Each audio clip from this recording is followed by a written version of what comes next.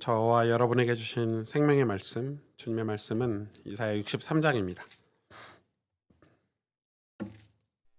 제가 대신 봉독해 드릴게요.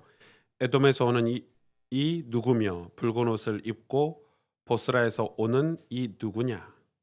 그의 화려한 의복, 큰 능력으로 걷는 이가 누구냐? 그는 나이니 공의를 말하는 이요 구원하는 능력을 가진 이니라. 어찌 내 의복이 붉으며 내 옷이 포도즙 틀을 밟은 자 같으냐? 만민 가운데 나와 함께한 자가 없이 내가 홀로 포도주 틀을 밟았는데 내가 노함으로 말미암아 무리를 밟았고 분함으로 말미암아 짓밟았으므로 그들의 선열이 내 옷에 튀어 내 의복을 다 더럽혔음이니 이는 내 원수 갚는 날이 내 마음에 있고 내가 구속할 해가 왔으나 내가 본즉 도와주는 자도 없고 붙들어 주는 자도 없으므로 이상하게 여겨 내 팔이 나를 구원하며 내 분이 나를 붙들었음이니라. 내가 노함으로 말미암아 만민을 밟았으며 내가 분함으로 말미암아 그들을 취하게 하고 그들의 선열이 땅에 쏟아지게 하였느니라. 내가 여호와께서 우리에게 베푸신 모든 자비와 그의 찬송을 말하며 그의 사랑을 따라 그의 많은 자비를 따라 이스라엘 집에 베푸신 큰 은총을 말하리라.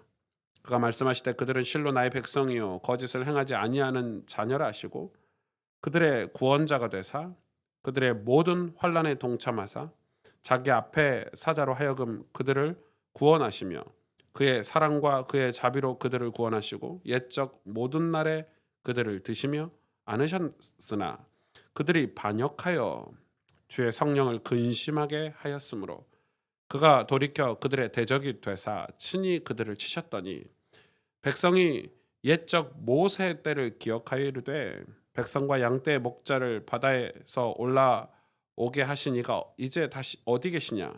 그들 가운데 성령을 두신 이가 이제 어디 계시냐?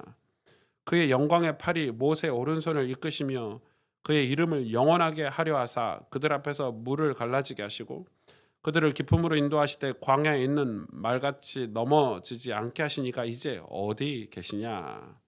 여호와의 영이 그들을 골짜기로 내려가는 가축같이 편히 쉬게 하셨도다. 주께서 이와 같이 주의 백성을 인도하사 이름을 영화롭게 하셨나이다 하였느니라. 아멘. 네, 오늘 본문은 조금 무섭고 좀 섬뜩하고 하나님은 굉장히 두려운 그런 이 심판의 주님으로 오늘 우리에게 말씀하고 계시죠. 여기 에돔과 이 보스라가 나오는데 이건 에돔은 보스라는 에돔의 수도 같은 곳이고 도시고 에돔은 그 당시에 가장 악한 나라 중에 하나였죠. 아주 악한 이 가장 범죄를 많이 했고 우상을 가장 많이 섬겼던 그런 나라 중에 하나였습니다. 오늘 이 말씀이 짧은 말씀이지만은 우리 가스펠교회 성도님들에게 또 이 설교를 듣는 모든 분들에게 참 은혜가 있었으면 좋겠고 구원의 역사가 일어나기를 원합니다. 이 마태복음 16장 24절에 이렇게 말씀하고 계시거든요. 이 예수께서 제자들에게 이르시되 누구든지 나를 따라오려거든, 그러니까 예수님을 따라오려거든 자기를 부인하고 자기 십자가를 지고 나를 따를 것이니라 이렇게 말씀하고 계십니다. 뭐 십자가를 지고 나를 따를 것이다 이 말씀을 가지고 많은 사람들이 이렇게 얘기를 해요. 뭐 우리 어려운 환경, 우리 어려운 상황 이게 우리의 십자가다 이렇게 얘기를 하는데 사실 이 성경을 제대로 공부를 하지 않으면 우리가 뭐 십자가 이러면 우리의 힘든 상황이 십자가다 이런 식으로 이해를 되게 많이 하는데 사실 엄청난 오해죠. 잘못된 해석이고. 그런데 이 자기 십자가를 지고 나를 따를 것이니라 그 앞에 예수님이 꼭 하시는 선행되는 말씀이 뭐냐면 자기를 부인하고라는 단어가 있어요. 항상 예수님은 그 이야기를 우리에게 하셨어요. 그러니까 자기를 부인하라는 거예요. 나를 부인하라는 거예요. 나를 부인하다는 말이 무슨 말일까? 어떻게 나라는 존재를 부인할 수 있지? 이게 되게 사실 저는 신앙생활 하면서 이게 되게 많이 고민이었어요. 근데 저는 처음에 이제 목사님들 설교를 듣고 이게 책을 보면서 자기를 부인하다는 말이 좀 이해가 안 됐었거든요. 이게 도대체 무슨 말인지 이해가 잘 안 됐거든요.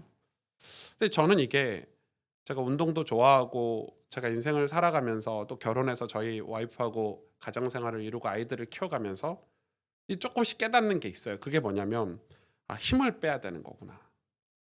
자기를 부인하다는 말은 힘을 빼는 거구나. 내 힘을 빼지 않으면 믿음이 내 인생에 세워질 수가 없는 거구나. 여러분 뭐든지 그렇잖아요.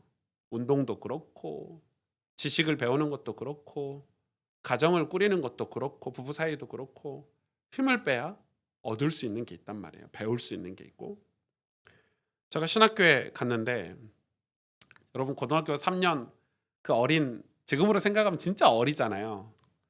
이 고등학교 때 3년 신앙생활하고 신학교를 갔는데 얼마나 교만했는지 제 어깨가 왜냐면 고등학교 때 전도 좀 했거든요. 그리고 막 훈련도 다니고 뭐 메시지도 전하고 뭐 제 친구들 막 영접도 많이 시키고 막 이러다 보니까 엄청 교만한 상태로 이제 부산에 신학교를 갔는데 부산 신학교 가서 진짜 얼마나 엉망진창으로 살았는지 부끄러워서 그 시절을 회상도 하기 싫거든요. 제가 사실 엄청 부끄러워요. 부끄러운 시절이에요. 그래서 여러분에게 이 설교 시간에 제가 이 신학교 얘기를 한다는 거는 제가 엄청 수치스러운 과거를 여러분한테 고백하는 거거든요. 진짜 엉망진창으로 살았어요, 신학교에 가서. 근데 그때 엉망진창으로 살고 있을 때 제 선배들이 그 인도에 이제 단기 선교를 가는 거예요. 한 그때 한 3주 갔었나? 2주 갔었나? 한 3주 정도 간 것 같아요. 20박 21일 뭐 이렇게 갔으니까. 그래서 인도를 어쩌다 가게 됐어요. 막 선배들이 돈 보태주고 뭐 비행기 값 대주고 막 이래가지고 끌려간 거지 인도에를. 엉망진창으로 살고 있는 저를. 근데 그때 저하고 룸메이트 하던 선배가 되게 조용하고 뭐 그 선교단체에서 제가 활동을 했었는데 그 오픈 인도라는 선교단체에서 되게 조용하고 잘 드러나지 않은 캐릭터가 막 앞에서 막 메시지를 강하게 하거나 뭐 이런 선배는 아닌데 되게 주변에 그 성경 공부 모임도 많이 인도하시고 기도회도 많이 인도하시고 실제로는 사역을 되게 많이 하시는 분이었어요. 4학년 선배였는데 근데 그 선배하고 저가 룸메이트가 된 거지. 21일 동안 그 선배랑 같이 살아야 되는 거예요. 제가 어떤 상태인지 그 선배는 이제 잘 알고 있었죠. 그러니까 아마 저를 그 선배에게 붙여놓은 거 아닌가 이렇게 생각이 들어요. 방을 짤 때. 근데 그 선배가 저한테 첫날에 이렇게 이 첫날 도착해가지고 이제 뭐 예배 드리고 나서 이렇게 둘이 대화를 하는데 저한테 그러는 거예요. 승주야, 너 힘 좀 빼야 되겠다 이러는 거예요. 너 힘을 빼야 하나님 너를 사용하셔 이러는 거예요. 근데 여러분 그게 무슨 말인지 제가 뭐라고 항변했냐면 그 1학년 때니까 신학교 1학년 때니까 뭐라고 항변했냐면 아니 전 지금 돈도 없고 집도 어렵고 머리도 나빠가지고 학교 수업도 따라가기 힘들고 힘이 다 빠져 있는데 낙심해 있는데 무슨 힘을 빼라고 하냐. 제가 항변했죠. 근데 그 선배가 웃더라고요. 나도 너처럼 그랬다고. 아니 진짜 그랬거든요. 힘 빠질 힘이 있어야죠, 여러분. 그러니까 제가 하나님을 그때 원망하진 않았지만 약간 낙심하고 포기하고 이렇게 살고 있었던 때인데 지친 거죠. 학교에 가서 공부도 못 따라가겠고 수업도 어렵고 그 이 학교에 가서 뭔가 잘 안 풀리는 거예요. 제 맘대로. 잘 안 되는 거예요. 예상했던 대로 고등학교 때 막 큰 꿈을 가지고 신학교에 갔는데 제 맘대로 안 되는 거예요. 갔더니 막 공부는 어렵지. 이 과정을 다 거쳐야 된다고 생각하니까 깝깝하지. 집에서 들려오는 소식은 좋은 소식이 없지. 돈은 없지. 이러니까 뭐 자취방에 막 뒹굴뒹굴하고 있을 그럴 때거든요. 근데 그 선배가 저보고 힘을 빼라니까 무슨 힘을 빼라는 거냐 도대체. 그럴 때 그 선배가 문득 저한테 그러는 거. 너 하나님 살아계신 거 믿지? 그럼요 당연하죠. 그러니까 신학교에 왔지. 그럼 힘을 빼야 돼. 제가 그 선배하고 20일간 룸메이트 생활했거든요. 인도에 가서. 제가 거의 끝날 때쯤 그걸 좀 깨달았어요. 저는 아침에 이렇게 눈을 뜨면 여러분 우리는 고등학교 때 막 복음 메시지 막 전도하고 이래가지고 막 세계를 복음화 할 거야 막 이런 마음으로 살고 있는데 제가 아침에 눈을 뜨면 항상 그 선배는 저보다 일찍 일어나서 책상에서 성경을 읽고 있어요. 항상 하루도 빠지지 않고. 그리고 잠을 잘 때도 저는 뭐 핸드폰 같은 거 보다가 뭐 이렇게 뭐 TV 같은 거 보다가 잠들었는데 그 선배는 항상 하루 일정을 정리하고 일기를 쓰고 기도하고 성경을 읽고 자더라고요. 20일 동안 매일. 그 선배 삶을 제가 본 거죠. 물론 그 선배가 저랑 같이 있으니까 더 그렇게 했을 수도 있지만은 그런 가식적인 선배는 아니고 원래 드러나는 걸 좋아하는 선배는 아니고 항상 성경을 읽고 있는 모습, 기도하는 모습. 제가 아침에 눈 뜨면 기도 소리에 이렇게 잠 깨고 이렇게 했었거든요. 저는 복음도 알고 전도도 잘하고 막 그렇게 했던 시절인데, 막 세계복음 할 거 시절인데, 그 선배는 아침에 성경 읽고 있고 저녁에 기도하고 일기 쓰고 자는 거, 그 선배가 그러더라고 저한테. "승주야, 우리가 주님의 사랑으로 구원받았는데 힘을 빼지 못해서 주님께 순종하지 못하는 거야." 와, 순종이란 단어를 전 들어본 적이 없었거든요, 그전에는. 순종해 봐. 너가 정말 하나님을 사랑하면, 하나님이 살아계신 걸 믿으면 순종해 봐. 그러니까 저는 반대로 생각한 거예요. 자기도 그런 얘기 하더라고. 자기도 시골에 어머니 홀로 계시대요. 그래서 신학교에 왔는데 주님의 종이 되려고 왔으니까 열심히 공부하고 성경 읽고 기도하고. 저는 반대예요. 똑같이 왔지만 제가 보니 저는 신학교 와서 막 신학교 세계복음 해야 되는 마음뿐이지, 게으르고 신세 한탄하고. 그리고 이제 그렇게 끝나고 이제 학교에 와서 보니까 그전에는 보이지 않던 사람들이 보이는 거죠. 기도하는 사람들, 성경 읽는 사람들. 그전엔 그런 사람들이 보이지 않았어요. 늘 저만 보고 살았으니까. 그리고 제가 그 선배가 하는 얘기예요. 자기는 하루에 2시간 정도 기도한대요. 목사가 될 사람이니까. 그리고 성경은 이 신학교를 졸업할 때까지 한 10독 정도는 해야 되겠다 계획을 세웠다는 거예요. 저도 그거 도전을 됐어요. 그래서 기도할 시간이 그전에는 없었거든요. 기도할 마음이 없었지. 기도할 시간이 있었는데. 근데 생각해 보니까 학교에 가서 그 수업 사이사이에 공강 시간 있잖아요. 그 빈 시간에 맨날 농구장에 가서 농구하고 아이들하고 수다 떨고 분식집 가서 떡볶이 먹으면서 남 얘기하고 이렇게 살았었는데 제가. 근데 그 시간에 제가 우리 학교의 기도실에 간 거죠. 와, 저는 기도실에 사람이 그렇게 많을 줄 몰랐어요. 그리고 저녁에 이제 도서관에서 공부하고 뭐 레포트 쓰고, 그리고 이제 자취방에 내려가기 전에 그 기도할 장소가 어디 없을까 했는데 그 학교에 대학교회라는 곳이 있어요. 정문 앞에. 거기에 이제 문이, 사람들이 거길 들어가더라고요. 제가 거길 따라 들어갔죠. 그 장면을 제가, 그 찰나의 장면을 잊을 수가 없어요. 그날 진짜 제가 너무 충격이 됐거든요. 갔는데 그 낮에 수업 받는 곳이에요. 낮에 채플 드리고 수업하고 이런 강의실 같은 곳인데, 그 주일날에는 이 대학 교직원들이 예배 드리는 곳이고. 그날 문 열고 들어갔는데 와, 그 깜깜한 대학교 안에 100명이 넘는 아이들이 기도하고 있더라고요. 다 각자가. 신학교지만은 신학과가 아닌 친구들도 많거든요. 일반 아이들이에요. 다 대학생들이고. 제가 그날 그 맨 뒷좌석에 앉아서 그 기도하는 모습을 보면서 멍하니 있었거든요. 눈물이 나더라고요. 뭐라고 아이들이 기도하냐면, 대학생들이 나라와 민족을 위해서 기도하고 하나님 앞에 쓰임 받기 위해서 기도하고 회개하고 기도하고, 그 기도 소리가 다 들리잖아요. 세상에 나는 대학교에 와가지고, 신학교 와가지고 얼마나 불평하고 원망하고 신세한탄하고 게으르고 그러면서 맨날 나쁜 짓, 죄 짓고 이렇게 살았는데 힘을 못 빼니, 힘 빼고. 그래서 제가 그날부터 저도 그 기도에 합류를 한 거죠. 학교가 끝나면 항상 거기에 가서 1시간씩 기도하고 집에 갔거든요. 숙소에 들어갔거든요.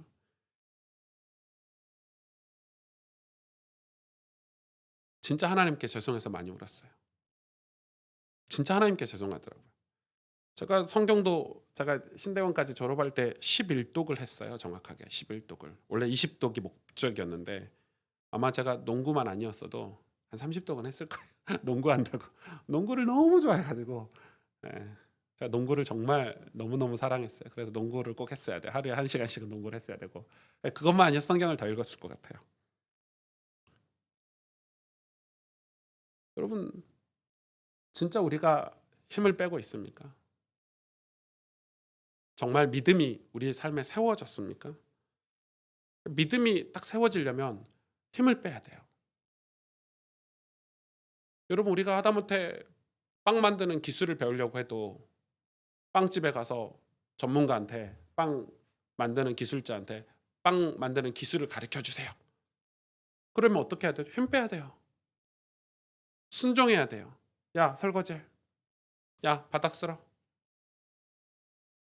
근데 힘을 못 빼. 아니, 내가 청소하러 왔어요? 내가 설거지하러 왔어요? 기술 가르쳐줘요. 너는 자세가 안 돼서 나가. 이러죠. 힘을 못 빼면 그 기술 절대 못 배워요. 왜 청소시키겠어요? 왜 설거지를 시키겠냐고요. 자, 태권도를 한 3년, 4년 정도 했는데 운동하러 가면 제일 먼저 가르쳐주는 게 기초 체력부터 가르치거든요. 기본부터 가르쳐요. 그걸 몇 년을 해요. 아이들이 막 나도 뭐 발차기 멋있는 거 하고 싶고 뭐 기술도 하고 싶고 이런데 맨날 그 똑같은 거 하니까 얼마나 싫은지 몰라. 그래서 포기하고 간 애들이 많아. 그런데 왜 그걸 가르치겠어요? 기초 체력 있고 기본이 있어야 멋있는 발차기도 할 수 있는 거예요. 근육이 그렇게 발달돼야 할 수 있는 거예요. 그걸 모르니까 그냥 그 수치심, 자존심, 자기 힘을 못 빼니까 영원히 태권도의 그 아름다운 그 무도의 맛은 못 보는 거예요. 신앙은 더 그렇죠. 주님 앞에 믿음이 세워져야 영적인 눈도 열리고 하나님 앞에 헌신도 할 수 있는데 힘을 못 빼는 거네. 저는 옛날에 뭐 돈 많은 사람들이, 부자들이, 뭐 실력 있는 사람들이 그거가 힘인 줄 알았는데 저는 아무것도 없어서 가난하고 보잘것없는 저였는데 제가 힘을 갖고 있는 거예요. 힘을 못 빼는 거예요. 순종을 못 하는 거예요. 하나님께. 자존심, 자기를 부인하고 수치심. 여러분 우리가 수치심 같은 거 느끼죠. 그게 우리의 힘이거든요. 그런데 다윗은 믿음의 사람들, 성경의 믿음의 사람들 이 수치심을 다 극복했어요. 이걸 극복해야 믿음이라는 게 우리 신앙에 세워져요. 그런데 교회 다니면서 솔직하게 여러분 터놓고 얘기해 봅시다. 이 자존심, 이 수치심 앞에 다 나가 떨어져요. 설거지하기 싫어서 다 나가 떨어진다니까. 바닥 쓰는 거 내가 기술 배우러 왔지 창피한 거예요. 설거지하고 바닥 쓰는 게. 그래서 포기하고 나가버리는 거예요. 신앙도 그런 식으로 포기하는 사람이 얼마나 많은지 몰라요. 다윗이 기도했잖아요. 주님, 저희 수치심 극복하고 하나님의 영광, 하나님의 기쁨이 되기를 원합니다. 믿음이 우리에게 세워지려면 자기를 부인해야 돼요. 힘을 빼야 돼요. 수치심을 느껴야 돼요. 여러분 처음 배우는 사람이 수치심 안 느끼고 뭘 배울 수 있습니까? 수영을 하나 배워도 수치심 느끼는데 태권도를 하나 배워도 수치심을 느껴야 배울 수 있는데 내가 공부를 잘하려고 해도 내가 수학 문제 하나를 배우려고 해도 수치심이 느껴지잖아요. 그거 극복 못하면 못하는 거예요. 그거는 내 것이 될 수가 없는 거예요. 그 기술은. 그 기쁨을 영원히 맛보지 못해요. 수학 문제 푸는 기쁨을. 그런 것처럼 신앙은 수치심을 맛봐야 돼요. 내 힘을 빼야 돼요.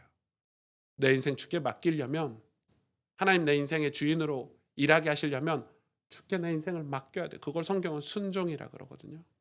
그래서 순종이 제사보다 낫다 그랬어요. 자기를 부인하는 거예요. 자기를 부인하는 거예요. 그냥 양심적으로 우리가 얘기해 볼까요? 잘 모르겠어요. 제가 뭐 이렇게 추측인 거죠. 제가 사람들을 많이 만나고 이러다 보니까 추측인데 평생 신앙생활해도 교회만 왔다 갔다 하지 일주일에 단 10분이라도 무릎 꿇고 기도하는 사람이 있을까? 얼마나 될까?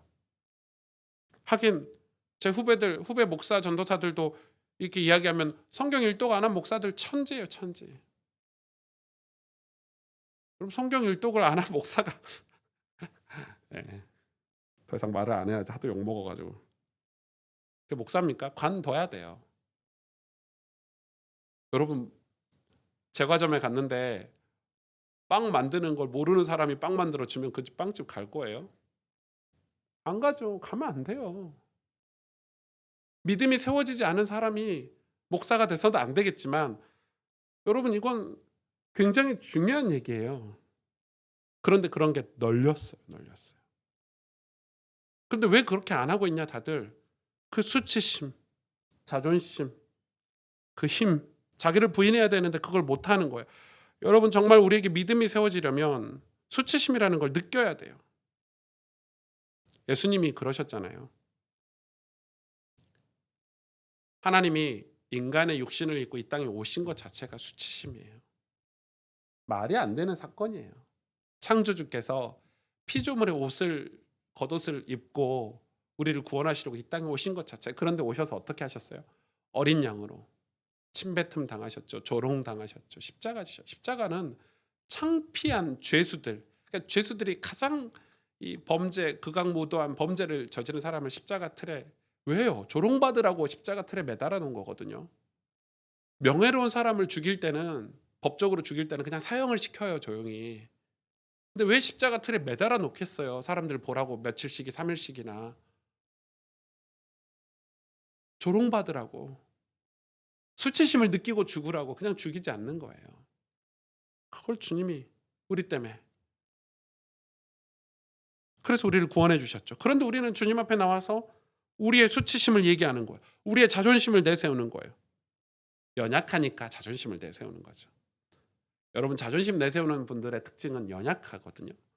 흔히 말하는 약한 거예요. 약하기 때문에 수치심도 느끼고 얼굴도 불그락불그락하고 기분 나빠하고 이러는 거예요. 약하기 때문에. 강해서 목소리를 크게 내는 게 아니에요, 여러분. 강해서 큰 목소리로 상대방을 제압하는 게 아니라니까요. 너무 아무것도 가진 게 없고 약하기 때문에 큰 목소리로 상대방을 제압하는 거예요. 진짜 가진 사람들은, 실력자들은 절대 그렇게 안 해요. 큰 목소리로 상대방을 제압하지 않는다고요.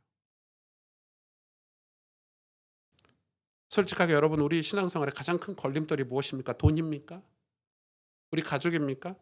그런 것들이 자존심으로 포장돼서 우리 안에 있죠. 그런 것들이 자존심. 여러분, 이런 자존심 가지고 있으면 십자가를 질 수가 없어요. 십자가는 무엇입니까? 십자가는 예수님이 우리를 위해서 죽으신 어떤 상징적인 거잖아요. 죄 문제를 해결하신 상징이잖아요. 십자가는. 우리 보고 주님이 십자가를 지시라고 했어요. 그거는 주님이 다 해결하셨으니 너희는 어떤 상황과 어려운 환경 속에서도 나를 따르면 돼. 주님을 따르는 순종을 십자가라고 그러는 거예요. 주님이 하신 말씀을 믿고 따르는 걸 십자가라고 그래요. 그 십자가를 지고 나를 따라오라 그러셨거든요. 예수님을 따라가려면 믿어야 되잖아요, 예수님을. 근데 예수님을 왜 못 믿냐? 왜 못 따라가냐? 자기를 부인하지 못해서. 그래서 주님은 우리 보고 자존심 내려놓으라는 거예요. 힘 빼라는 거예요. 그것 때문에 우리를 테스트하시는 거거든요. 여러분, 가인과 아벨 너무 잘 아시죠? 가인과 아벨이 하나님께 제사를 드렸어요. 예배를 드렸어요. 하나님이 동생 아벨의 예배는 받으시고 가인의 예배 제사는 안 받으셨어요. 가인이 너무 화가 나고 수치심을 느꼈죠. 왜? 동생의 예배는 받으시고 내 건 안 받았으니까 부모 앞에서 동생을 죽였거든요. 쳐서 죽였어요. 인류 최초의 살인자잖아요. 동생을 왜 죽였어요? 만약에 둘 다 하나님이 예배를 안 받으셨다면 동생을 죽이지 않았을 거야. 근데 동생 거는 받고 내 건 안 받았으니까 자존심이죠. 그래서 가인은 살인자가 되고 뭐 인류의 가장 그 가인이 에돔의 선조가 되는 겁니다. 오늘 에돔의 선조가. 아시죠?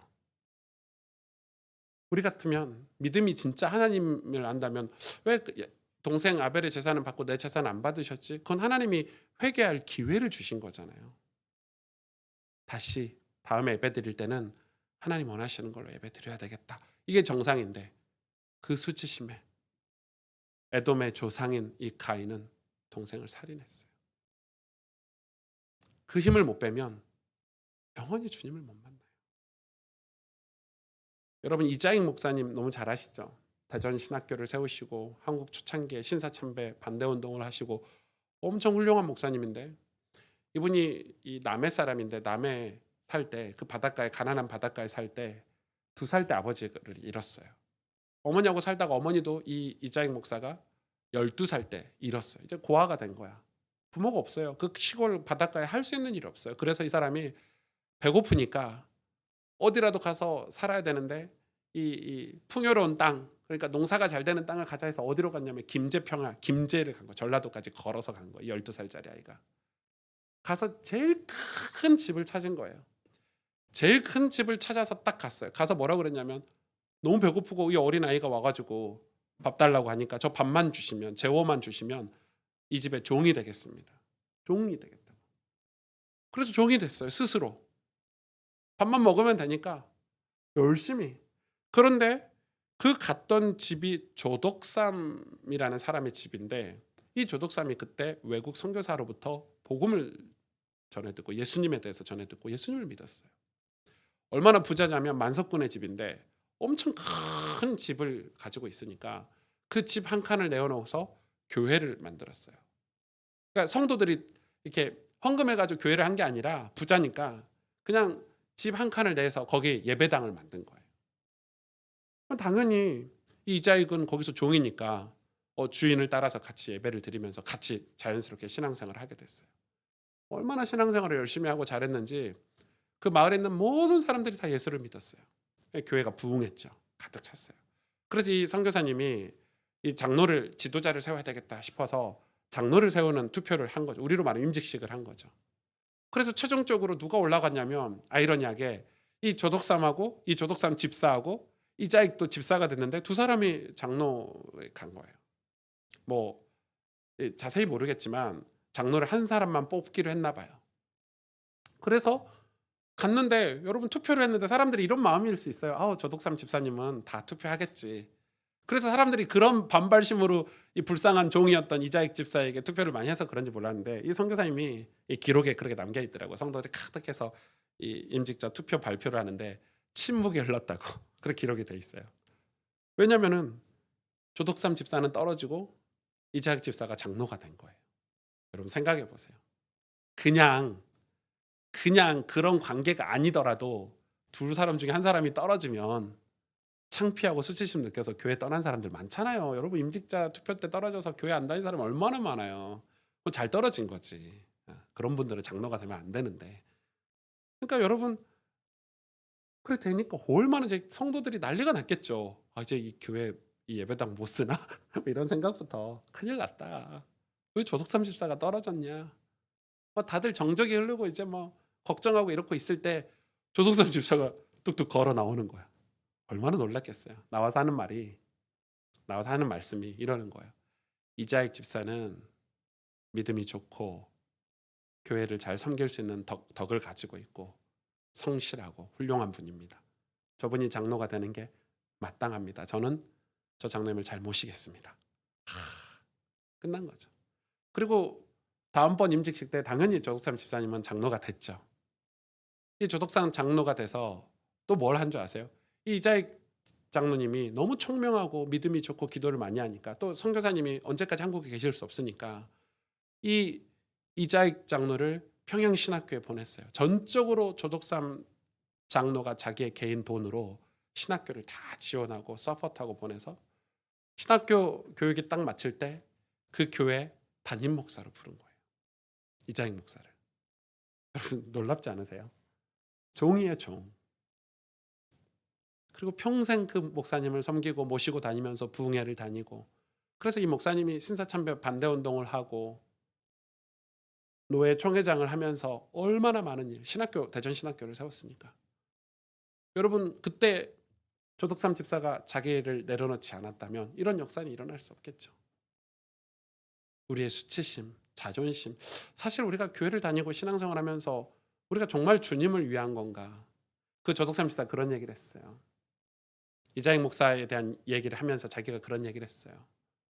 하나님 나라를 위해서 저는 무엇이든지 할 수 있습니다.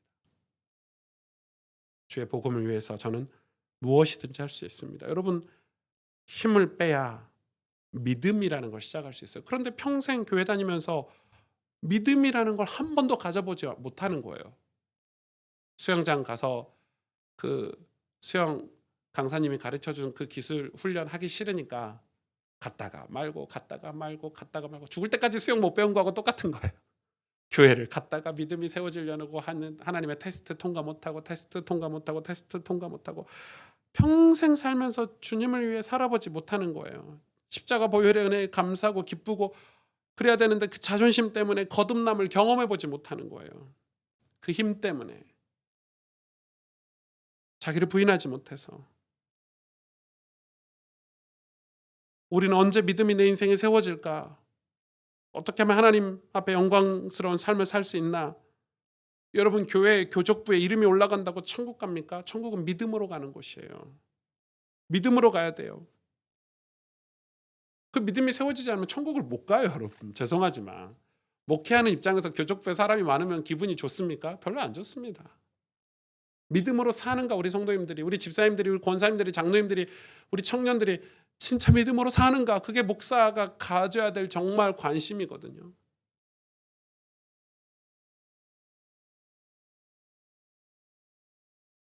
그 자존심이 무엇인지, 그게 우리의 발목을 잡는 거예요.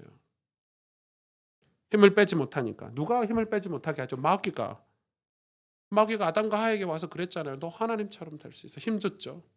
너 눈 떠서 눈이 밝아질 수 있어. 힘줬잖아요. 예수님 믿으면 근데 힘 빼래요. 반대로. 교회 오면은 밖에서 교수님, 사업하시는 분들, 실력 있는 분들이 밖에 세상에서 막 알아주는데 교회 와서 보니까 교회 와서는 죄인이래. 회개하래. 예수 믿으래. 십자가 앞에 엎드리래.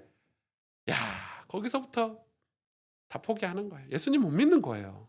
남 밖에서 똑똑하고 대기업 다니고 사랑받고 교회 갔더니 회개하래.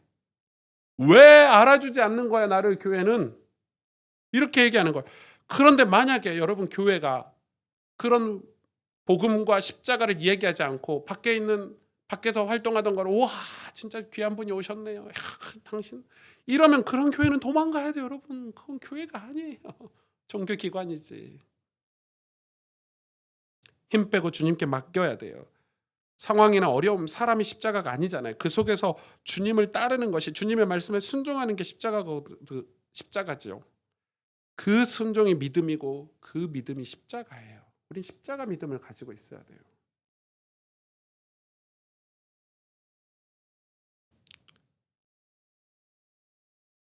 우리는 테스트를 통과해야, 그거 하기 싫어 자존심 내세우면 절대 얻을 수가 없는 게 믿음이에요.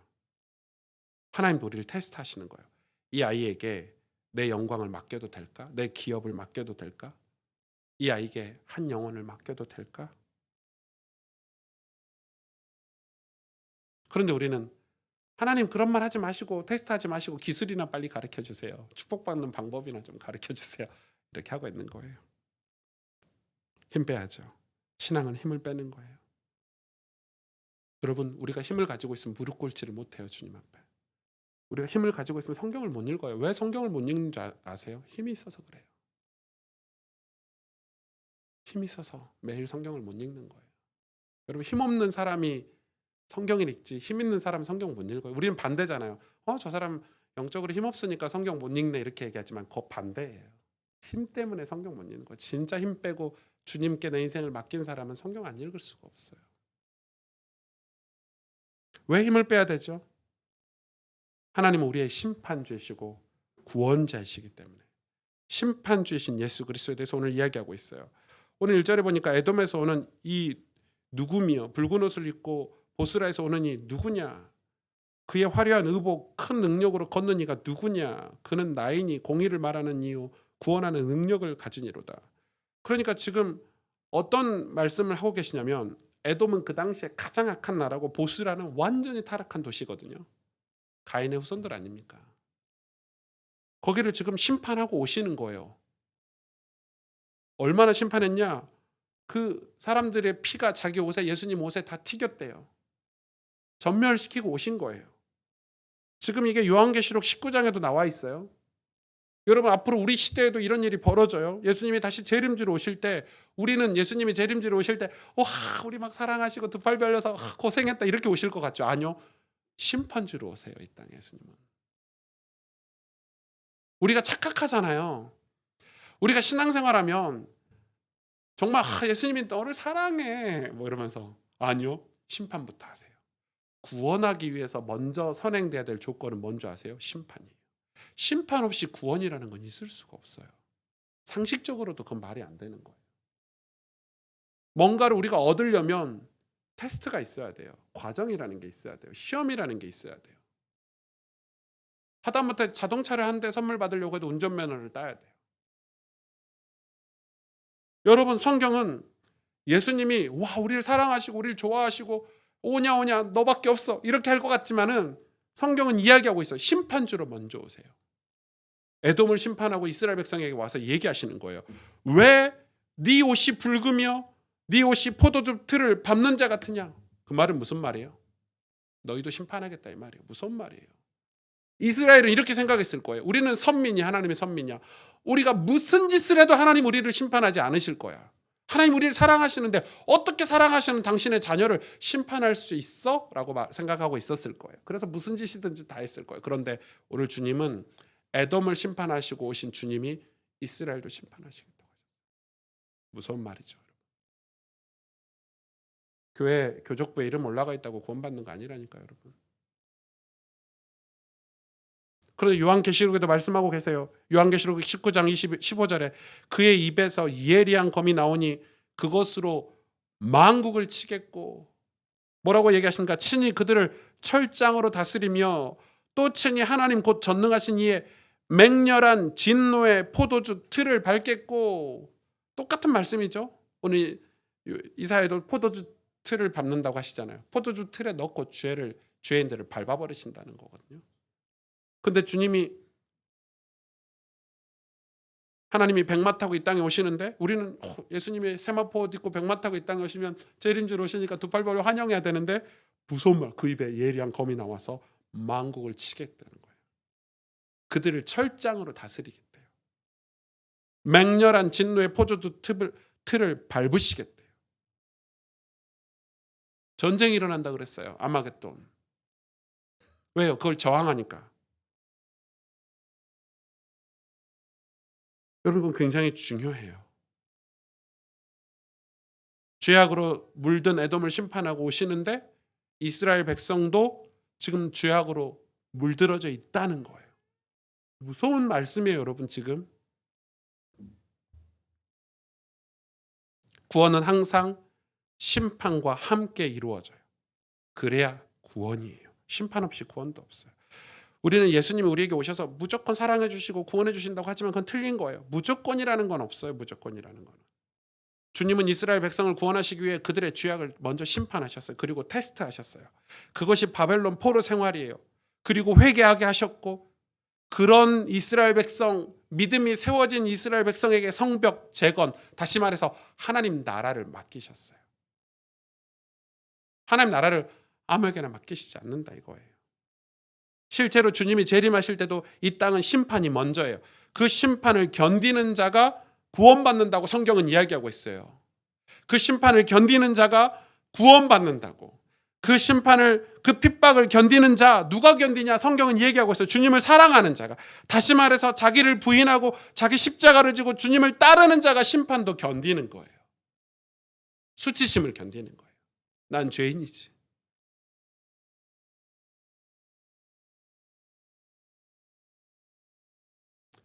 그러면서 7절에 이렇게 말씀하고 계세요. 내가 여호와께 우리에게 베푸신 모든 자비와 찬송을 말하며 그의 사랑을 따라, 그의 많은 자비를 따라 이스라엘 집에 베푸신 큰 은총을 말하리라. 오, 갑자기요? 8절 보세요. 그가 말씀하시되 그들은 실로 나의 백성이요 거짓을 행하지 아니하는 자녀라 하시고 그들의 구원자가 되사. 그러니까 하나님이 원하시는 이스라엘 백성은 여호와는 사랑이시라라고 고백하는 사람, 거짓을 행하지 않는 삶, 거짓을 행하지 않는 자녀, 그런 자들에게 하나님은 구원자가 되시는 거예요.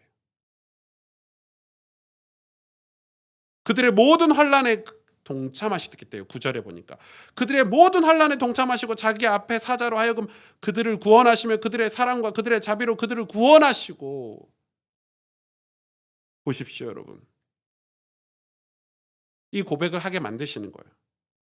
믿음의 고백을 해야만 심판의 때를 지나 구원받을 수 있는 거예요.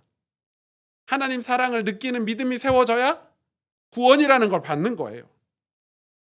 우리 아이들 교육할 때, 우리 자녀들 키울 때 우리가 오냐 너 하고 싶은 거 다 해. 그러면 좋은 부모인가요? 좋은 부모 아니에요. 좋은 부모는 올바르게 크도록 주님을 경외하고 살도록 키워야 좋은 부모인 거예요. 그리고 진짜 좋은 부모는 부모가 그런 삶을 살아야 하고, 그래야 아이들이 커서 믿음으로 어려운 시대를 살아갈 거 아닌가요? 언제까지 부모가 자식을 끼고 살 수는 없잖아요. 우리는 죽는데, 나이가 들면. 그 말은 지금 우리 신앙도 똑같은 거예요. 여러분, 우리가 믿음으로 단단하지 않으면 어찌 주님을 따라서 이 험한 세상에서 살아갈 수 있겠냐 이 말이에요. 지금 우리는 어떤 믿음인가요? 풍파를 이길 수 있는 믿음인가요? 어떤 시련이 와도 시험이 와도 이겨내고 천국에 갈 수 있는 그 믿음인가요? 그 믿음이 없다니까요. 교회 안에 성도들 가운데. 시련이 조금만 와도 풍파가 조금만 와도 다 에이 교회 다녔더니 힘만 드네. 이러고 다 등 돌리잖아요. 구원 못 받는다니까요. 요한계시록 21장 천국에 관한 말씀이죠. 7절에 뭐라고 그러냐면 이기는 자는 이것들을 그러니까 천국을 6절까지 천국 말씀이거든요. 천국은 뭐 보석으로 만들어졌고 뭐 이게 이런 축복이고 저런 새 하늘과 새 땅이 있고 뭐 이런 얘기를 하면서 7절에 뭐라고 얘기하시냐면 이기는 자는 이것들을 상속으로 받으리라. 나는 그의 하나님이 되고 그는 내 아들이 되리라. 이기는 자예요. 분명히 성경은 이기는 자라고 기록돼 있어요. 테스트를 통과하는 자, 환난을 견디는 자. 믿음이 없이 어떻게 이길 수 있냐고 여러분. 그러니까 그냥 교회 가서 예수님 영접해서 구원받는 게 아니라고요, 여러분. 이겨야 천국을 소유할 수 있어요. 이겨야 돼요. 이 개념이 우리한테 이해가 되기를 축복합니다, 여러분. 진짜 축복합니다. 이겨야 돼요. 수학 문제를 풀어야 돼요. 이 문제가 풀릴 때까지 깨닫고 복습하고 가르쳐달라 하고 수치심 느껴가면서 배워야 대학을 갈 수 있는 거예요. 그것처럼 신앙도 이겨야 돼요. 이겨야 된다는 표현이 전쟁에서 승리한다는 표현이 어떤 표현인 줄 우리가 이해가 되도록 제가 예화를 계속 드는 거예요. 이겨야 돼요. 힘을 빼야 믿음이 생기고 믿음이 생겨야 천국이 보여요. 성경에서 이긴다는 표현은 믿음을 뜻하죠. 반드시 아들이 되고 천국을 상속받게 돼요. 이겼을 때. 믿음은 천국을 바라보게 하기 때문에 우리가 이 땅을 섬길 수 있는 힘을 줘요. 이해하고 공감하고 섬길 수 있는 힘을 줘요. 그래서 예수 믿는 사람들이 세상에서 이상해요. 사람들이 바보 같다고 해요. 왜? 사랑하고 위로하고 막 남의 발 씻겨주고 이러니까 그게 힘이 없어서 그런 건가요? 천국을 소유했기 때문에 믿음이 있기 때문에 내가 한 영혼이라도 구원하기 위해서 남의 발 씻겨주는 자존심 없는 거예요. 예수님처럼 하는 거예요. 자존심이요? 예수 믿는 자에게 자존심이 어디 있습니까? 천국을 얻었는데 내 모든 거 다 배설물로 여기죠. 사도 바울이 그랬잖아요. 다 배설물이라.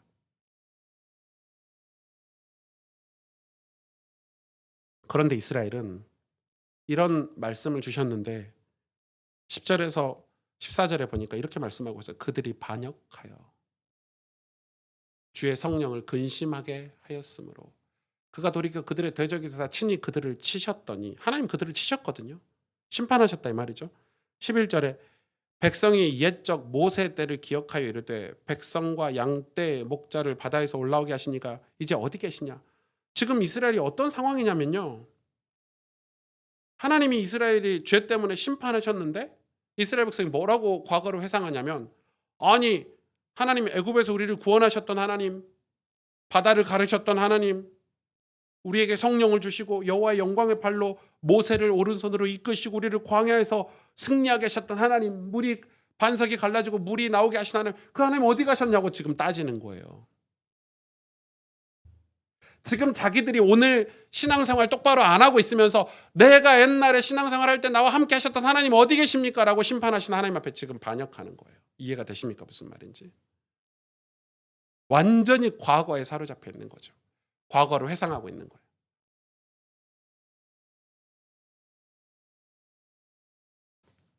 이 광주에 전 전라도 광주 살잖아요. 광주의 대학생들이 요즘 대학생이면 2000년대생이거든요. 2000년대생. 2000년대 태어났어요. 이 친구들이 5.18 얘기를 해요. 5.18을 경험해 보지 않았잖아요. 그래서 5.18 얘기를 하면서 막 씩씩거리면서 막 이야기를 해요. 여러분 그게 맞아요? 저는 6.25를 경험해 보지 않았어요. 그 시절에 부모님들이 어떻게 살았는지 생각만 해도 끔찍하지만 경험해 보지 않아서 그래 함부로 얘기를 안 해요. 그래서 지금 이스라엘 백성은 모세 때 이거 경험해 보지 않았거든요. 그러니까 지금 자기들이 어떻게 신앙생활하느냐가 중요한 게 아니라 이렇게 세운 민족을 하나님이 왜 심판하시냐고 지금 반역하고 따지는 거예요. 뭐예요? 다 죽어버렸어요. 그 시절에 무릎 꿇고 기도하는 거 다 죽고 사라지고 지네들 마음대로 우상 섬기고 에돔의 우상을 섬기고 살면서 하나님 심판하시니까 뭐라고 그러냐면 당신이 우리 구원했지 않냐? 당신이 우리 함께 하시겠다고 약속했지 않냐? 근데 왜 심판하시냐? 라고 지금 따지는 거예요. 요한계시록 21장 8절에 그러나 두려워하는 자들과 믿지 아니하는 자들과 흉악자들과 살인자들과 음행하는 자들과 점술가들과 우상 숭배자들과 거짓말하는 모든 자들은 불과 유황으로 타는 못에 던져지리니 이것이 둘째 사망이라. 두려워하는 자들, 믿지 아니하는 자들, 흉악자들, 살인자들, 음행자들, 점술가들, 우상 숭배자들, 거짓말하는 자들이 다 똑같아요. 두려움도 우상 숭배하고 똑같단 말이에요. 믿지 아니하는 자들이 음행하는 자들과 살인자들과 똑같다니까요. 하나님 보실 때. 믿음이 세워지지 않으면 똑같은 거예요.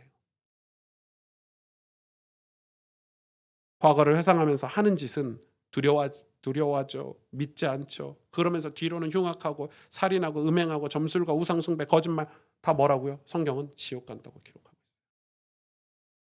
부모의 신앙으로 조상의 신앙으로 천국 가는 게 아니라는 거예요. 하나님 우리를 그냥 구원하시지 않으세요. 반드시 테스트하세요. 믿음이 세워져야 구원받을 수 있으니까. 자기를 부인하고 십자가를 따라야 주님을 따라야 구원받을 수 있으니까 자기를 부인하는 테스트를 반드시 우리에게 하신다니까요. 안 그러겠어요, 여러분? 빵 만드는 기술도 테스트하는데 동네 빵집 또 빵 배우려고 기술 온 사람에게 설거지 시키고 청소시켜서 테스트 다 시키는데 제가 자세가 됐는지 안 됐는지 다 테스트 하시는데 하나님이 우리를 구원하시겠다고 하시는데 하나님 나라의 유업을 이어받게 하시겠다는데 우리를 테스트 안 하시겠어요? 자기를 부인하는 테스트 안 하시겠냐고요, 여러분. 다윗은 광야에서 13년 동안 그 테스트를 받았어요. 사도 바울은 그 테스트를 그 똑똑한 친구가 그 제자들이 어부고 막 이러잖아요. 배우지 못한 사람들 밑에서 1년을 넘도록 훈련받았어요. 여러분 신앙은 그래서 오늘을 사는 거예요.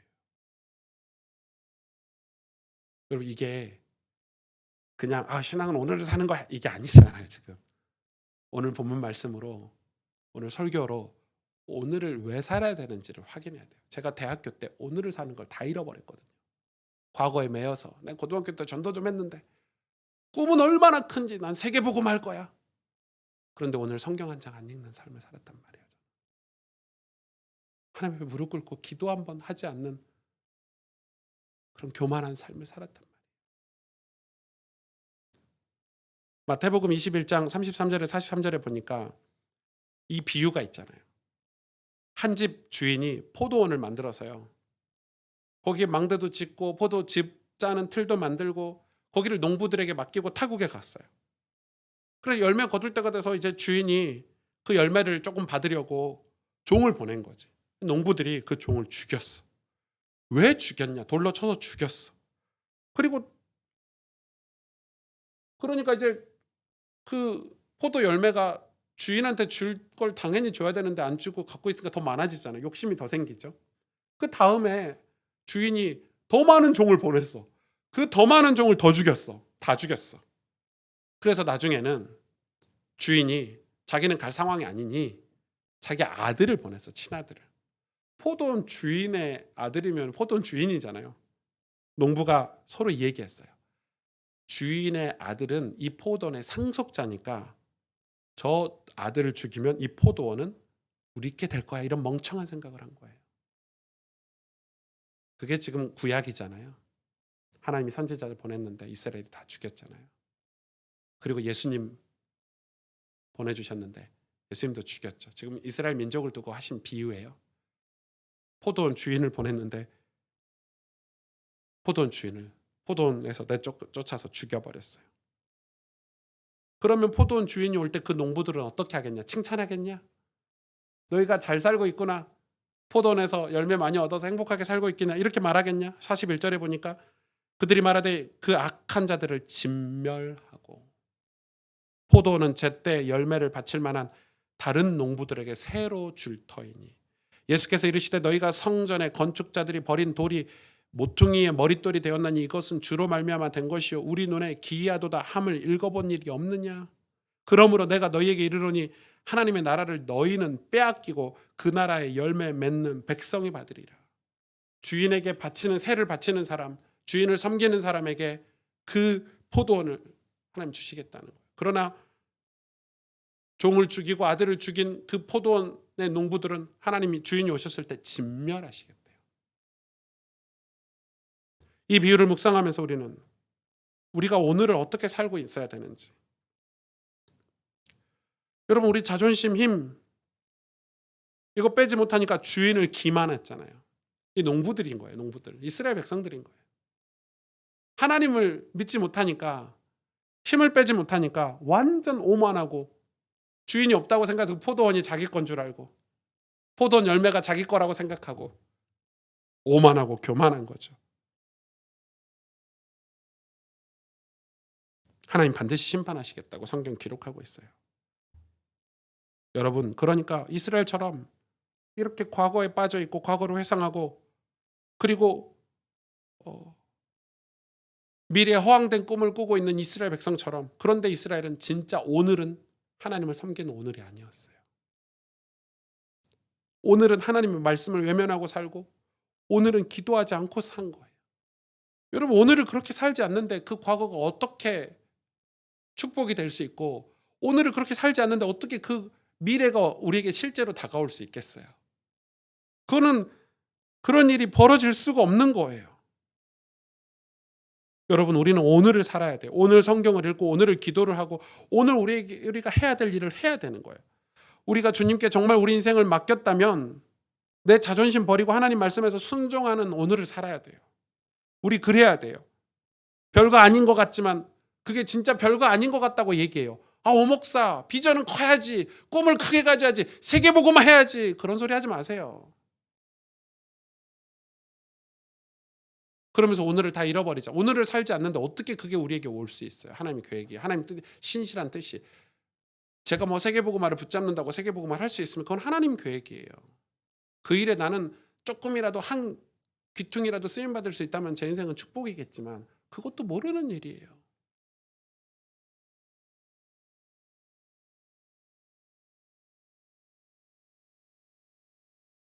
오늘을 살아야 믿음이라는 게 생겨요, 우리 안에. 오늘을 산다는 건 매우 중요한 거예요. 과거를 버릴 수가 없고 미래를 준비하지 않을 수 없어요. 그 모든 것이 다 오늘이라는 날에 있어요.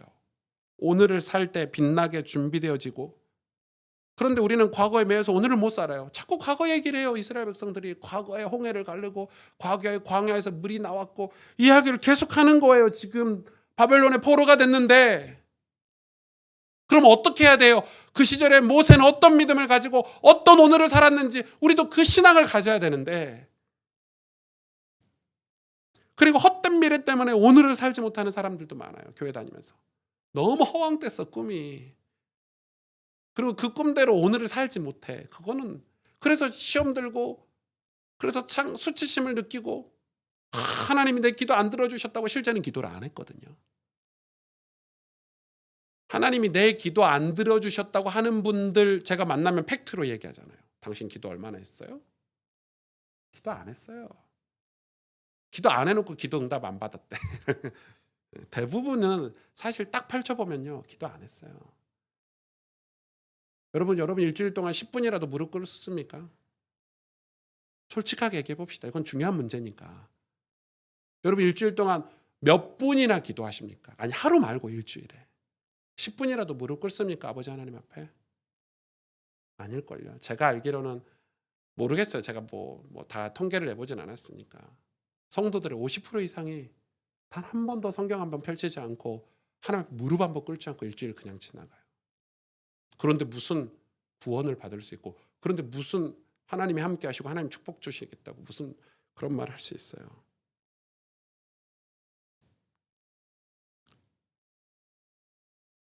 학생들이 맨날 과거가 어쩌고 저쩌고 우리 엄마 아빠는 어쩌고 저쩌고 이러면서 공부 안 하면 오늘 그럼 미래가 없는 거예요. 그 과거는 그냥 과거가 돼버리는 거예요. 그리고 뭐 미래가 어쩌고 저쩌고 이러면서 오늘 아무것도 안 하면 그 미래는 오지 않는 거예요. 영적인 세계는 더 정확해요, 여러분. 여러분이 과거를 발판 삼아 미래를 하나님 앞에 멋지게 쓰임받기 원하신다면 오늘을 살아야 돼요. 그런데 사람들은 그걸 잘 믿지 않아요. 목사님, 큰 기술 가르쳐 주세요. 큰 기술. 저 크게 쓰임받고 싶어요. 저 문제 해결받고 싶어요. 그러니까 가서 청소해. 가서 설거지해.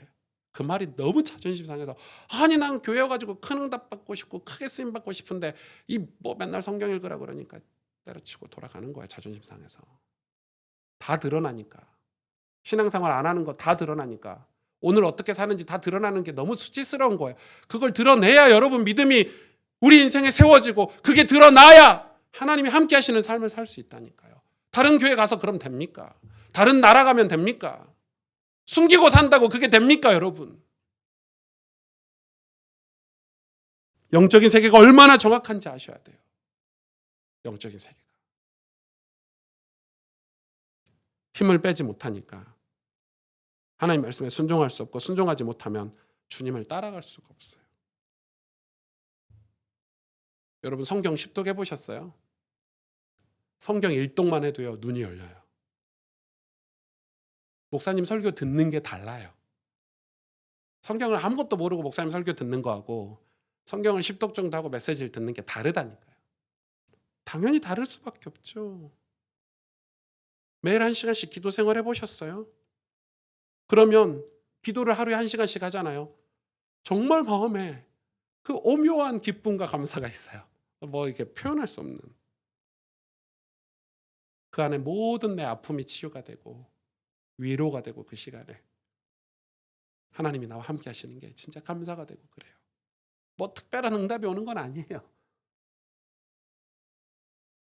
그런데 대부분 신앙생활 하면서 전부 과거 미래 얘기만 해요, 사람들이. 그래서 제가 오늘을 성경 읽고 기도하고 이렇게 신앙생활 하자면 저보고 오율법이래요. 저보고 율법주의자래요. 주일도 마찬가지예요. 저는 성경을 믿거든요. 주일을 안식일을 거룩하게 지키라 그랬어요. 저는 주일을 왜 사람들이 이렇게 쉽게 안 지키는지 모르겠어요. 물론 코로나 때문에 우리가 그런 영향을 받았지만 그 이전에도 그러니까 정말 주님을 믿고 정말 하나님이 영화로우신 나의 구원자라는 걸 믿는다면 온전히 거룩하게 지켜야 돼요. 그런데 우리 순간에는 우리 편리를 위해서 목사부터 그런 단어를 다 뺐어요. 거룩한 주일도 뺐고 주일 성수라는 단어도 목사들이 다 뺐다니까요. 성도들 더 많이 유치하려고 교회 숫자 늘리려고 다 죽이는 거예요. 지도 죽고 성도도 죽고 자녀들도 죽고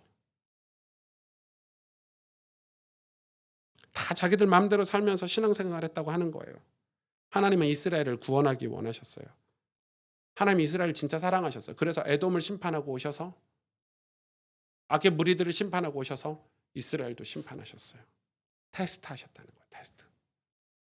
그 테스트가 지금 바벨론 70년 포로고 우리 앞에는 예수님이 재림하실 때 그 심판의 때가 오겠죠. 그걸 견디라고 말씀하고 계세요. 성경은. 누가 견딜 수 있습니까? 믿음이 있는 사람이 견딜 수 있는 거예요. 믿음이 없이 심판을 견딜 수가 없는 거예요. 오늘 말씀 여러분 신앙은 오늘을 살아야 돼요. 여러분 기억하셔야 돼요. 오늘을 살아야 돼요. 오늘을 살아야 우리가 승리할 수 있어요.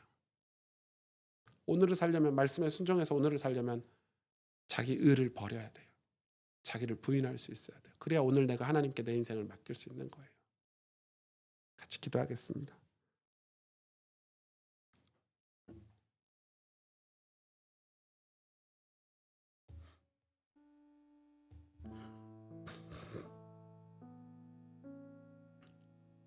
무엇이 우리에게 믿음을 세우지 못하게 하는가요?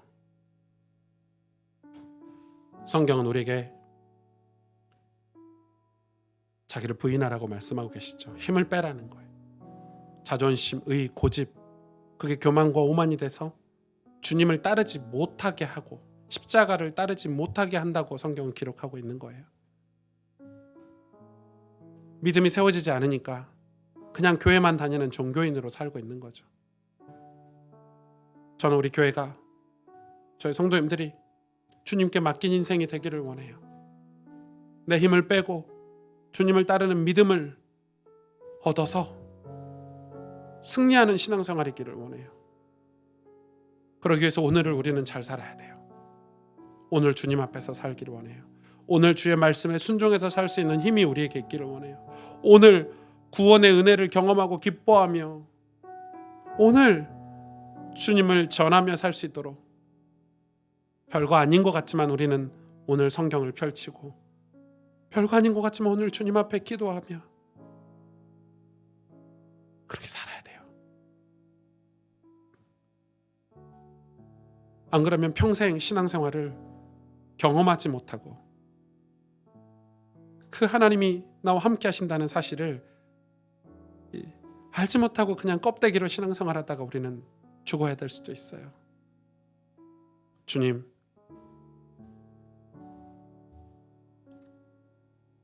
주님 말씀에 순종하고 싶습니다. 정말 십자가의 보혈의 은혜를 경험하고 싶습니다. 주님 거듭나고 싶습니다. 주님 새 삶을 살고 싶고 하나님이 살라고 하시는 그 믿음의 삶을 살고 싶습니다. 그러기 위해 하나님 힘을 빼고 싶습니다. 내 자존심 내려놓고 싶습니다. 주님만 따르겠습니다. 주님을 경외하고 주님 앞에 섭니다. 주님을 온전히 높이는 믿음의 사람이 될 수 있도록, 십자가가 나에게 능력이 될 수 있도록 오늘 우리에게 은혜를 주옵소서. 우리 오늘 말씀을 붙잡고 우리 하나님 앞에 우리 같이 회개하고 결단하며 믿음으로 함께 고백하겠습니다. 하나님 감사합니다. 주님,